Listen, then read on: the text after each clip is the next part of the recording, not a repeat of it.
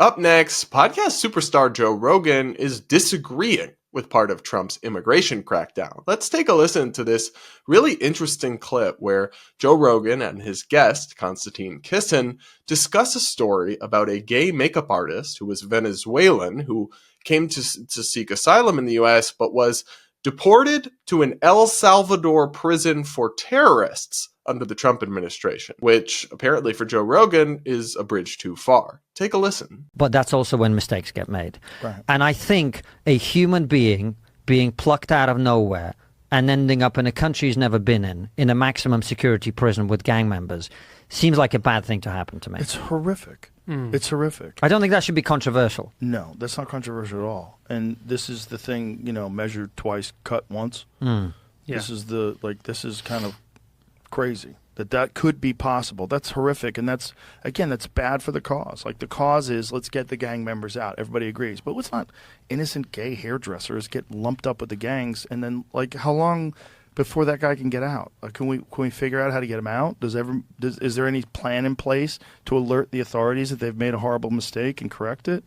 Well, if you think about it from a government perspective, and this is where I think it gets quite sinister, is once you've done that, the incentive structure is never going to be to admit that and deal with it. The incentive structure is to say nothing, to cover it up, to pretend it didn't happen. But right? That is horrible. So someone ends up in a black hole. Now, I support the Trump administration's general goal and initiative to deport actual violent criminals and gang members who are here in the U.S. illegally out of the country. That's common sense. But I think Joe and Konstantin raised some serious points here, and this whole saga is a reminder to me about why due process, the right to be treated fairly in proceedings, is so important. Yet, disturbingly, some Republicans seem to be forgetting that important lesson. For example, White House advisor Stephen Miller recently tweeted, "If you illegally invaded our country, the only process you are entitled to is deportation." Republican Congresswoman Victoria Spartz said something similar. There is no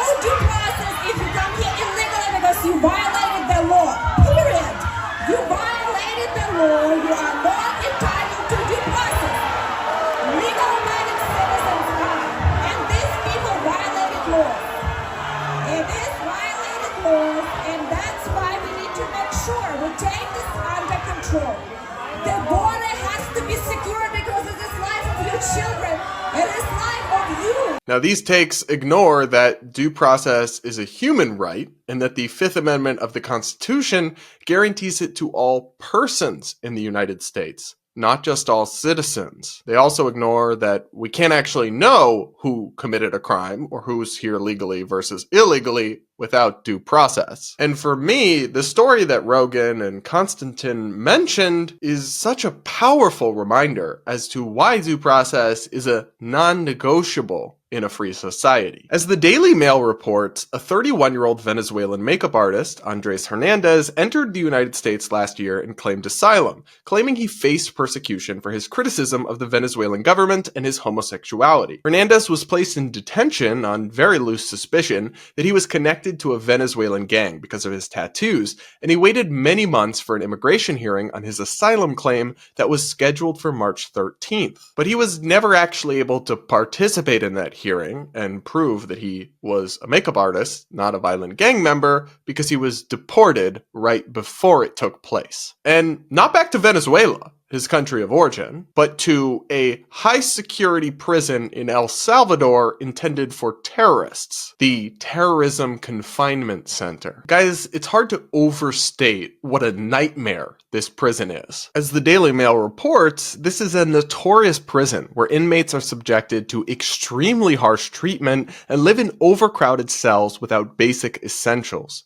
Inmates are herded into cold, sparse cells with 80 men crammed into each, with no sheets, pillows, or even mattresses, just hard steel bed frames. They have nothing to occupy them, such as TV or books, and aren't even allowed to speak to each other. There are only 2 toilets, and lights are on around the clock. The same meal is served every day and has to be eaten by hand as utensils aren't allowed. Phone calls and visitors, even family and lawyers, are banned. inmates spend 23 and a half hours locked in their overcrowded cells with just 30 minutes to stretch, chained in the middle of the hallway. Within the cells, the temperature can reach a staggering 95 degrees during the day, and there is no other source of ventilation. Of course, if he was actually a member of this vicious Venezuelan gang, and confirmed to be so, of Tren del Aragua, then maybe condemning him to this horrible prison would be justified. But there's no reason to believe that Hernandez actually is a member. In the most minimum of respect for human rights and due process, at least requires that he be given a chance to prove his innocence before being condemned to such a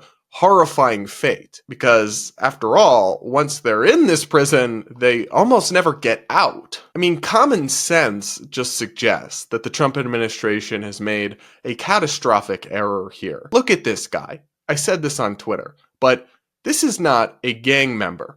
This is a homosexual. And from what I've read, Venezuela in general and violent Venezuelan gangs aren't exactly gay-friendly. The only evidence, and I say that in quotes, that they have that he's actually part of this gang are his tattoos, which feature crowns and say the words mom and dad. But those don't actually prove he's a member of Tren del Aragua. Most young people in Latin America these days have tattoos. Venezuelan journalist Rana Rizquez, who wrote a book about Tren del Aragua, told The New Yorker, Tren de Aragua does not use tattoos as a form of gang identification. No Venezuelan gang does. Now, all of this could have been vetted and explored and analyzed at the immigration hearing Hernandez was supposed to get. But the Trump administration didn't wait. And instead, the Daily Mail reports, Trump made the deportations under the Alien Enemies Act of 1798, which he claimed allowed him to ignore due process. Now, on the contrary, due process is a human right, and it's guaranteed in the Constitution to all persons, not all citizens. Even the famous conservative Supreme Court Justice, Antonin Scalia, famously wrote that illegal aliens detained and set for deportation do have a right to due process. So simply invoking this old statute is not going to really justify Trump's actions here. Any law that gives a president the right to violate human rights and constitutional rights is itself illegitimate and unconstitutional. I mean, it's no surprise that the last time this law was invoked was during World War II, when they rounded up Japanese Americans and put them in detention centers in one of the greatest violations of civil liberties in modern American history. And anyway, even if the Alien Enemies Act's exceptions to due process were somehow legitimate or constitutional, which they aren't, nothing requires or justifies President Trump choosing to invoke that power. He doesn't have to do that, and he can just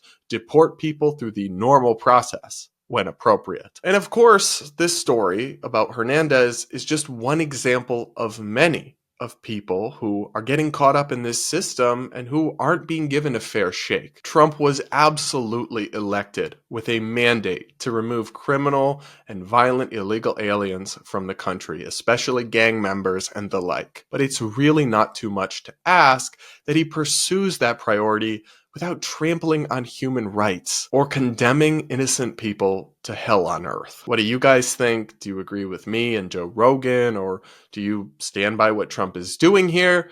Let me know in the comments.